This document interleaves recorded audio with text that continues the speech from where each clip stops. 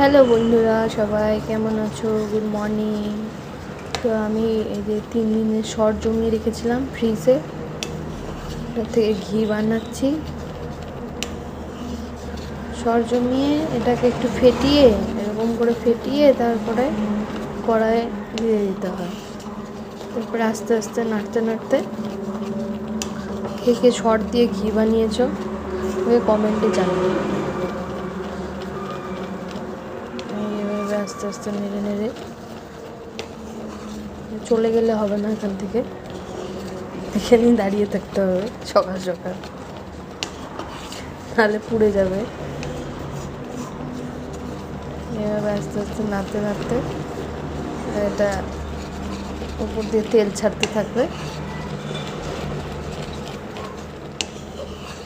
আমার তো এই ঘিয়ের থেকে এই চাচিটা, এই যে এটা যে ব্ল্যাক হয়ে যায়, যেটা শর্টটা, যেটা ভাজা ভাজা হয়ে যায়, সেটা খেতে ভালো লাগে।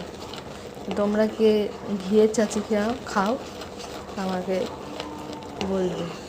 আমার তো খুব প্রিয়, ভীষণ প্রিয়।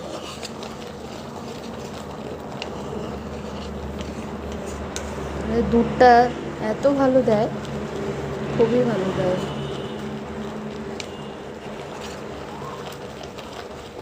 আস্তে আস্তে দেখি, একটু বন্ধ করি, তারপরে আমি তোমাদেরকে দেখাচ্ছি কেমন হয়। ও হ্যাঁ, এটা হাই ফ্লেমেই হবে। পরে যখন এটা তেল ছাড়তে শুরু করবে তখন একটু লো ফ্লেমে করে দিতে হবে, মানে গ্যাসের তাপটা, যেটা এরকম হতে থাকবে। একটু ধৈর্য নিয়ে করতে হবে। এখন ফ্লেমটা একটু লো করে দিতে হবে, দিয়ে আস্তে আস্তে নাড়তে হবে।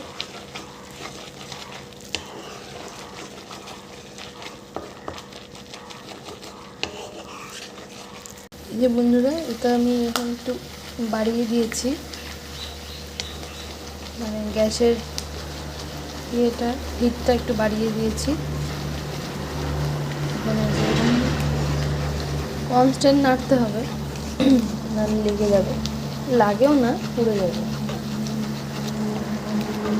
এই যে ঘি ছাড়তে শুরু করে দিয়েছে। খুব একটা বেশি হবে না,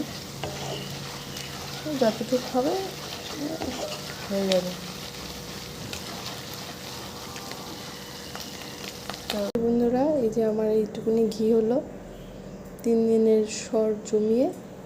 আর এই যে এই চাচিটা, এটা ফেলবো না, এই যে এরকম টাইপের হয়ে গেলে তুলে ছেঁকে নেবে।